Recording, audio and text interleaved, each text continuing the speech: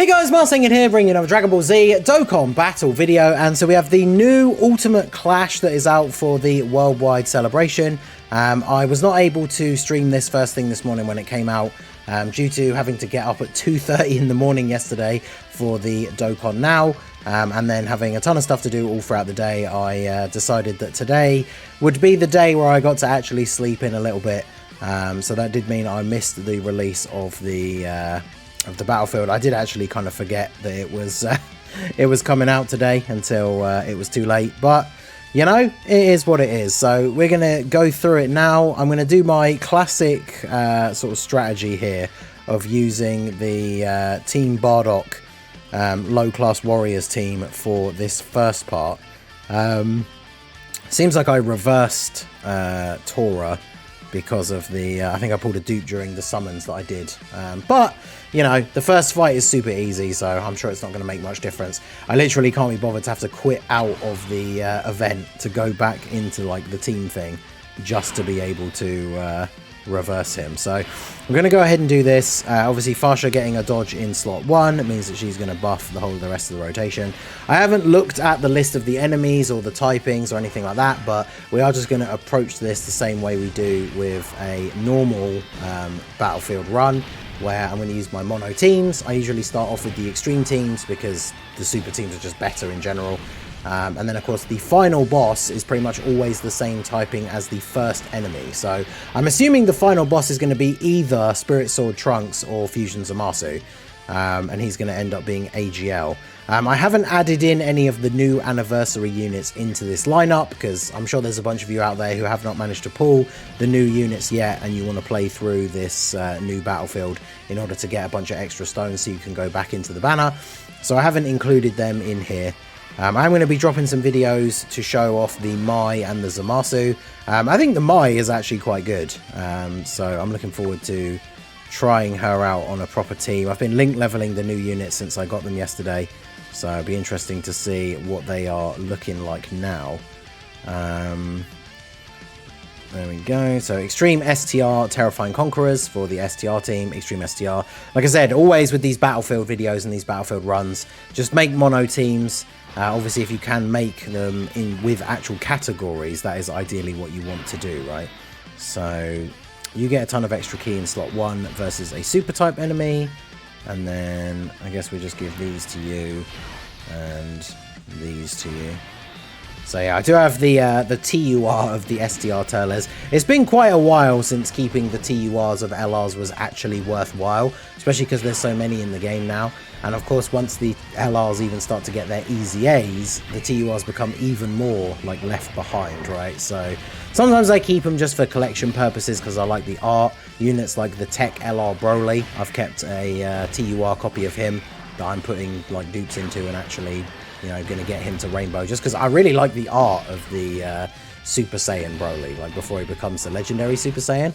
But there's not a huge amount of reason to do that anymore. Sometimes it's useful for stuff like this, like for Battlefield, because obviously I'm not going to be taking that TUR of LR Turles into any actual reasonable difficult events. But alright, so our boy has 2 phases. Okay, so we can go ahead and do this. I mean, Cooler is just going to absolutely run wild on this man because he is super attacking in the middle here, but that means we know he's not super attacking in slot 1. So STR Cooler is going to get his chance to pop off. This guy seeming like he can be attack lowered. I couldn't see the no attack lowering symbol there just before we attacked. So yeah, that helps us out a little bit. And then yeah, no additional super for TUR Cooler, but look how much damage he did by himself. I mean, this is, you know, the second fight of the battlefield, so not expecting it to be particularly difficult. So Cooler's just going to run wild over Gohan here. This second super here probably is going to be all it takes, right? Especially if he crits. Yep. See you later, Gohan. One arm future Gohan, unfortunately not able to stand up to final form Cooler. So there you go, level 1 clear. I think this is going to be similar to the anniversary one, if I had to guess, because when we had the anniversary battlefield, a lot of people were saying they found it a lot easier than usual. Because if you have a stacked box like I do, obviously Battlefield is not really ever difficult for me now. But the anniversary one seemed even easier than usual. And I feel like they've probably done that on purpose, right? Because big celebrations like the worldwide and the download celebrations, they want to try and bring in new players like as much as possible, right? So obviously they don't want to have these events, especially like things like Battlefield, as I've already said. These can be like the go-to events for you to get a few extra stones. So they kind of want these events to be ones that are like reasonably easy to complete for everyone, for newer players as well, right? So I mean, for us, it just makes a nice little easy event you can come into and just stomp your way through. I mean, sometimes the final boss of Battlefield can be challenging if you haven't brought the right team. But, you know, I've made a series of the videos of when Broly has been the final boss, when his typing changes, just listing off a bunch of units that you can use that are really good against him, because he can be sealed and attack lowered. So a lot of the time, Battlefield and some of these final bosses of the stages are still able to be affected by some of these good status effects, which haven't really been relevant in difficult content really since Super Battle Road was in its heyday. But even Super Battle Road stages, like brand new ones dropping, don't feel as hard as they used to. But yeah, when you get into like the actual big solo boss tough events, once you get past the first stage for the most part, those bosses can't ever be sealed or stunned or attack lowered or anything like that. So the fact that you can do that against bosses in Battlefield is something that you absolutely should take advantage of, like whenever you can, right? So, because see here, Mai can't be attack or defense lowered, has damage reduction herself, can't be stunned, but that means she can be sealed. But since we're using the extreme teams here against the super type enemies, well actually I think Angel Freezer actually does seal. So yeah, for my extreme physical team, I like to run a full Wicked Bloodline team. So, I mean, these early stages, if you can make mono teams with a category where one of the leaders is giving like a 200%, these obviously become significantly easier. So, go ahead and do this. Sadly, not great key on this first turn, though. But fortunately, the Prime Battle, not Prime Battle, the Super Strike Freezer super attacks early anyway, so it doesn't matter too much. Can she stun? No. Sometimes the enemies in these events obviously have the abilities that the cards have, because Int Mai has been quite useful in the past for Super Battle Road stages for stuns and stuff. She's going to get her easy A. I think she gets it on Friday when Trunks and Zamasu get theirs, right? I'm pretty sure Mai and Gowasu and Zamasu are going to get theirs at the same time. Like last year where they gave the Metal Cooler sub easy A's at the same time as Metal Cooler. So I'm looking forward to seeing what she does, because obviously she is a... Is it Future Saga or Time Travelers? But she's a support unit. She has that high chance to stun. Obviously we've got the new Mai as well. But if you're going to use them both as floating support units on that team, they're not going to interact on any rotation, so it doesn't really matter too much. So hopefully she is really good. And having that stun obviously makes her very useful for those events where it is still a viable strategy. So looking forward to her easy A. Same with Gowasu and Zamasu, because they are a defensive support, so I can imagine them being really, really good. So let's use a Super AGL team against Goku Black. Super AGL, we're going to use Turtle School, so it's basically a full Goku team. So just go ahead and do this.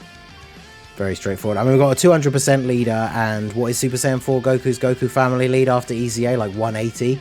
So obviously the team very, very powerful. Oh yeah, very good starting setup here as well. So grab these for you.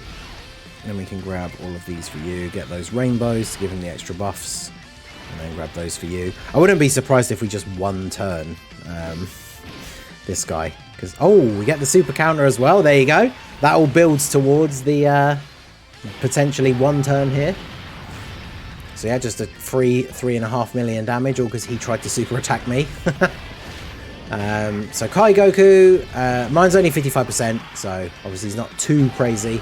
Be interesting to see if he's going to return on the Part 2 banners, because now that we know that the sync is coming at some point in the future, it's been a point of discussion already as to when those guys are going to return, because they came out for the anniversary, which means for JP, they haven't been back at all since they released in February. So the worldwide celebration would be kind of like perfect timing for them to be dropped again, right? But obviously for global, they only just came out. But then when is the other time we can get a dual carnival, right? Like, it's basically the anniversary again. So unless those units are not going to come back, unless they do something weird like New Year's is like a double carnival, but it was a double Dokkan Fest LR last time, so it's hard to know what they're going to do. So it'd be very interesting to see if those anniversary units returned for the part 2 of this celebration, because I mean, it'd be, in a way it would be good, right? Because I did not chase dupes for them. I pulled 1 copy of each, but like Goku, it took me what, I think almost 2,000 stones to pull 1 copy of the AGL Kai Goku. But like, if I'd known he was just going to come back in part 2 of the worldwide celebration, I probably wouldn't have done as many summons. So it'll be interesting to see if he does actually come back. But I think that would be good for global. Obviously, with the sync incoming, we don't know when. Like, it literally, they've announced it now, but it could be like by the next worldwide celebration is then when it's actually in place. We don't know. But now that we know that it is coming, I think we can start to expect maybe some random changes to the schedule that would not have happened otherwise, that will just be helping to bring things in line. Like, even though it means they came back super quickly, I could see them coming back on the part 2 banners here. And then imagine if they have actually synced up the schedules by the anniversary for JP, which means we both get the anniversary in February and the new units come out. Like, that would be crazy. Now for global, obviously for some players that is going to be a bit of a disadvantage, because global, it's already bad enough that we go from anniversary and then pretty much straight into the worldwide celebration, and to then have the next anniversary only be like 6 months later or 5 months later would be quite a lot to be happening all at the same time, to be perfectly honest. But you know, it's interesting to see. I mean, they give out a lot of stones during the anniversary. So I think the one thing they have to do that still remains to be seen is, as they start to pull the schedules in closer together to get to that point where they're fully synced, really the way they should do it to like satiate the player base is they need to be giving out a lot of extra stones during all of these celebrations. But it depends how they're going to do it. Like, if they're going to drop another anniversary, like if it's the anniversaries are going to be synced, then global needs to get, for like the global version of the countdown to the anniversary, just like a bunch of extra stones or something, because most people will probably be finishing out the year on global very low on stones, especially if you are free to play or someone who doesn't spend that much. And then it's like we get into the new year and then we've got an anniversary coming at the end of January.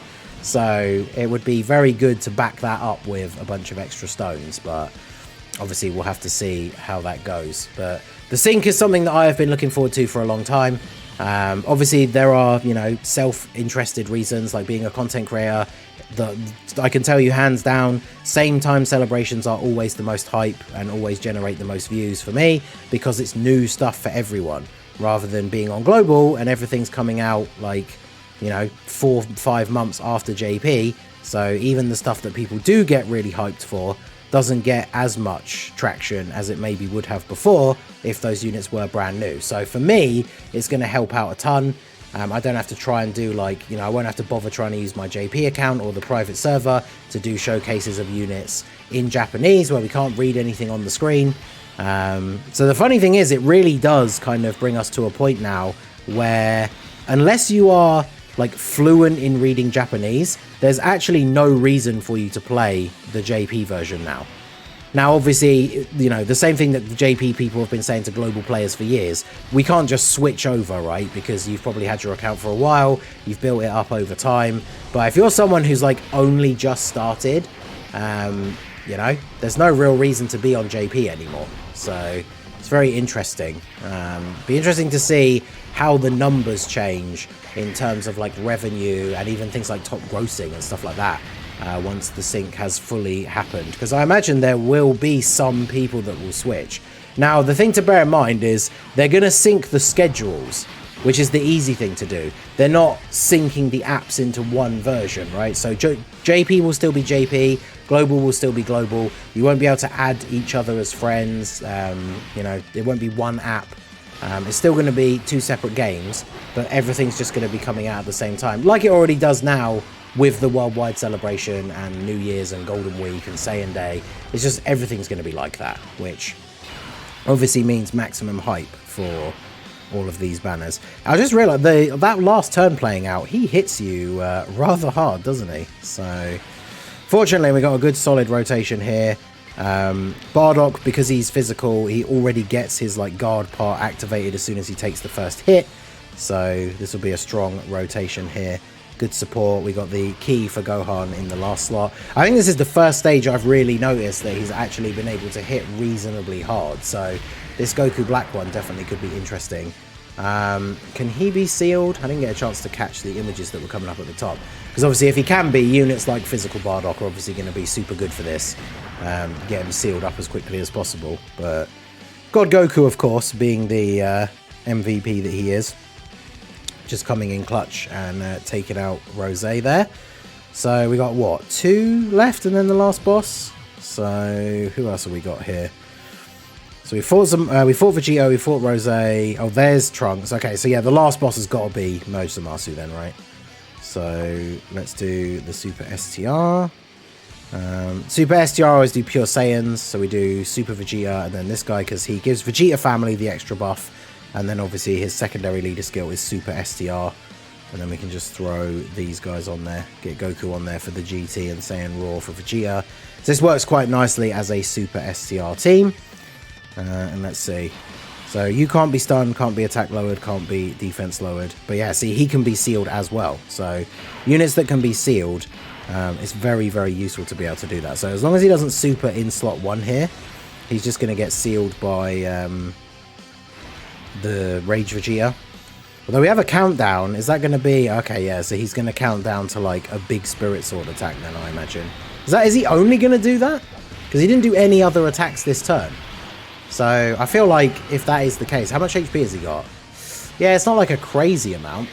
I wonder if he actually is going to do any attacks on this next turn, because otherwise this feels like this is super easy. Like I used the Extreme team earlier, but if you save your Extreme STR team for this, and you're coming in with like the rotation of the TUR and the LR cooler, then yeah, you're going to be absolutely rinsing through this man's HP. So yeah, I think this is going to be a pretty straightforward. Let's see if he actually does attack at all in the next turn, or if it's just another countdown. Because the number of charges remaining is for quite a few turns. I wonder if that is like a full-on KO, though. You have to beat him by then or he kills you. Whereas this other one is just like the countdown to him doing a super. Because for 30 charges, that's like 10 turns. So if we do this, so we can get these for you, get these for you, and then just get those for you. Because yeah, look at that, good links. The LR's getting extra key. Obviously Super Vegeta not being able to get hit first means he's not at full power, but he does get the guaranteed crit. So we should be able to do a lot of damage on this turn. Yeah, 7 million for Super Saiyan 4 Vegeta. I think I remembered to give the LR Super Saiyan 4 as the anniversary event orbs. It's not something I often remember to do, because for the older units, you know, even though we got those orbs from the event, I'm not really going to use them very much, but I think I did give them to the LR Super Saiyan 4s. But yeah, there you go. Pretty straightforward to rinse that guy down very quickly. It seems like he doesn't actually do any attacks other than just doing the countdown. If you had a different experience and he did actually attack you, then obviously let us know in the comments. But that one definitely seems very, very easy. So let's see what Zamasu has in store. What was he? STR. So we've got to use our Extreme AGL team here. So I like to use Cell with the Super 17. So we can bring Android 13. We can bring you. Power Absorption Support. Same for you. The LR Androids and then you. The only problem is I should have done... What was the Super STR enemy? I should have done the AGL. Did we have a Super STR or was it Extreme? Because yeah, saving the Super team for this one probably would have been slightly better. But we'll see how we get on here. Because obviously, like, getting hit in slot 1 wouldn't be great. This 18 from the barbershop is not ideal. I think I probably should take a look at... I think out of all of my teams for my mono team's battlefield setup, I'm pretty sure my Extreme AGL team probably is the worst one. So I probably should take a look at it and see if there's a way to rebuild it slightly better. But Extreme AGL, especially when it comes to categories, isn't exactly flush with options. But we could probably make something at least a little bit better than this one. Using that like random battlefield shot like AGL 18 doesn't exactly show a top tier showing of a team, does it really? So plus we have units like the LR androids who get a lot of the buffs against the super type enemies, so they're not as good in this particular scenario. So yeah, I probably need to rework this team more so than any of the other ones. But either way, we still got a pretty good setup here. I love the fact that the AGL Super 17 is still able to be somewhat relevant even now. So for things like Battlefield, he definitely can be useful.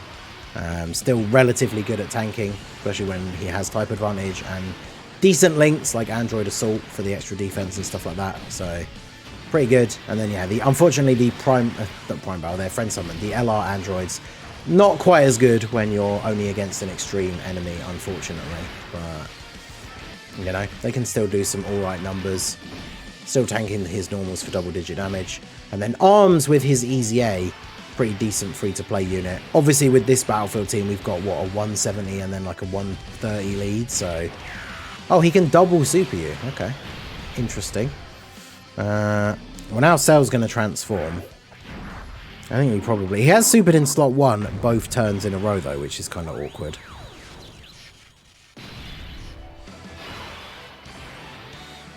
Yeah, we kind of have to do this, really, don't we? Because you don't have... Yeah, you don't have big bad bosses, so yeah. Well, there's no key for Cell. Bruh.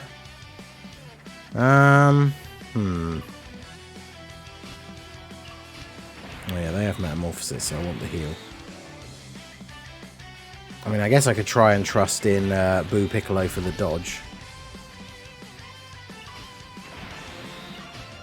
Because floating off Cell doesn't really matter here.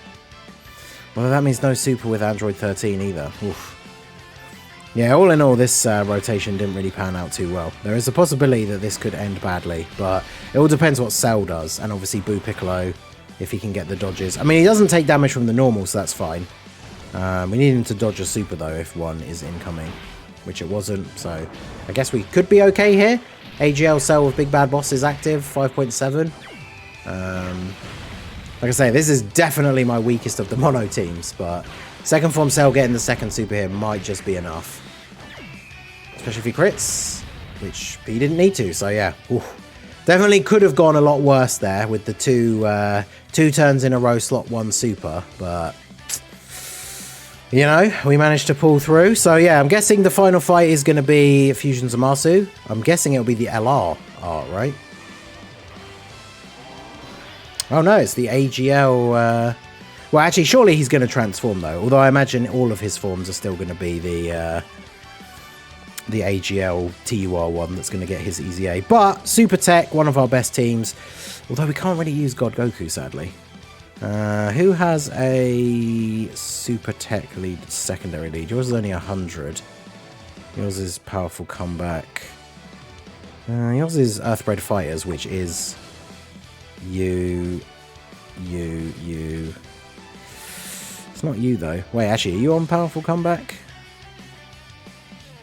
Because, yeah, usually I just use God Goku as my secondary lead. No, he's not.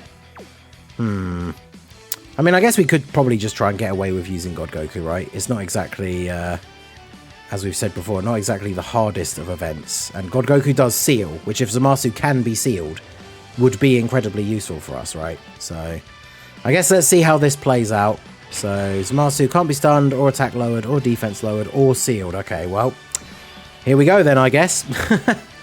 So, we will float him off then, so he takes the least attacks possible. And then full power Super Saiyan 4 Goku on full health is obviously going to be looking pretty good. And we'll get the 2 rainbow orbs for God Goku so that he gets his full buffs. Of course, we have to take a super as the first attack, because why not? But I mean, Super Tech Movie Heroes is probably one of the strongest mono teams. I mean, we have Orange Piccolo. The gods will still be really good here with type advantage. Even the LR Goku and Vegeta that confuse into Super Gogeta can be quite useful. We do have to stay above a certain HP threshold to get the fusion for them, though, which is a little bit annoying. But if we are able to get it, it means we get a little bit of a heal and the scouter effect as well. So that's definitely going to be very useful. And then full power Super Saiyan 4 Goku. Yep, good damage from you.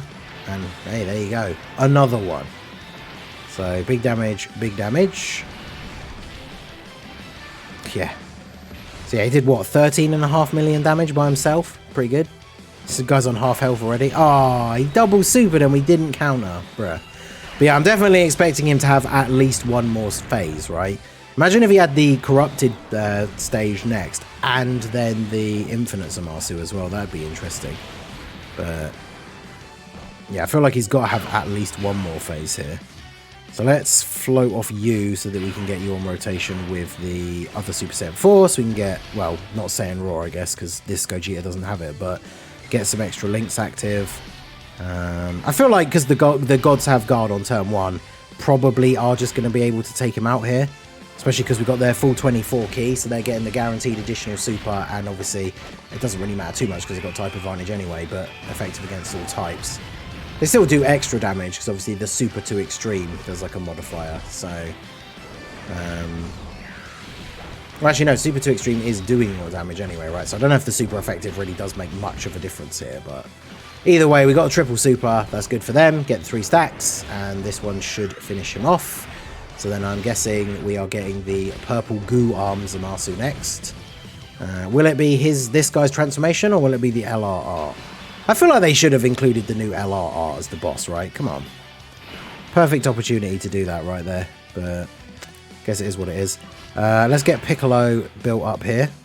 We'll do this, this, and then this. Perfect. Alright, so good turn here. Piccolo going to get some build up. Only got the 1 hit before he gets to attack though, sadly. He's not exactly flush with links on this rotation. But it means if we do get the opportunity to see him come round again, he's about to get hit, what, 4 more times? So he's not going to take really any damage. I do love this super attack animation from AGL Zamasu. I'm looking forward to... I really hope his Easy A is good, like him and the Trunks, but Zamasu really needs it, right? Because the LR Fusion Zamasu, because he shares the same name as the Int one, he really needs that really, really good partner to be run with, and the AGL Zamasu is going to be that guy, as long as his Easy A is good. So really, really hoping for them to knock it out of the park with the AGL Zamasu Easy A. I mean, I don't want to jinx it, but like, it should be kind of hard to fumble it, right? Because the dude has like built-in start of turn damage reduction. His only real problem and why he aged kind of quickly is he didn't have any defense to back it up. So you just got to give him defense, and then he's going to be looking pretty good. Although even saying that is dangerous, because we all remember we've had Easy A's in the past where people have said, oh, just give him defense. And then it's like in LR Super Saiyan 2 Gohan, all they did was give him defense, and so he wasn't very good. But in fact, we might as well just use this. Whew. Yeah, okay. And then we can get a bunch of the rainbow orbs, so we can get a high chance to dodge here. And then, yeah, make sure Goku gets the 2 orbs as well. And then boom. So yeah, this should be GG for this phase. I don't know if there is going to be another one. Like I said, like the anniversary one, I would expect this one to be not that hard. The Int Goku Black, I feel like, was the one, the Int Rose, right, was the one that managed to hit us the hardest. It's like 200k super attacks. Everybody else didn't really seem to be that bad, and it does seem like that was the final phase, yeah. So there you go, that was the Worldwide Celebration special exclusive Battlefield. Nice and easy, right, to get through and get a nice little chunk of stones here. Hopefully, if you guys are still going to need these stones, are still going back in on the banner, hopefully you do manage to get some good luck. I have a summon collab going up a little bit later on today. And that is I am done with summoning now. I am happy with what I've got from the part 1 banners, and now just kind of waiting to see what we're going to get for part 2. As you can see, I have like a couple of 100 stones now. We got our 60 for the login today as well. So now it's time to wait and see what's going to happen for part 2. Is it going to be double carnival? Who knows? Is it going to be Rose or Goku Black and Trunks? That's what I'm hoping for. Let me know all your thoughts down below. How did you find this battlefield? What teams did you use to beat Zamasu at the end? And what do you think the part 2 units are going to be? What do you think all about the sync? We talked about quite a few different topics while we were going through this. So let me know what you guys think down below in the comment section. So that is going to be it for the video, guys. This has been the Masked Ningen. Smash that like button, subscribe to the channel if you are new. Check out the links down below for the Discord and the merch store, and I will see you all again soon. Have a good one.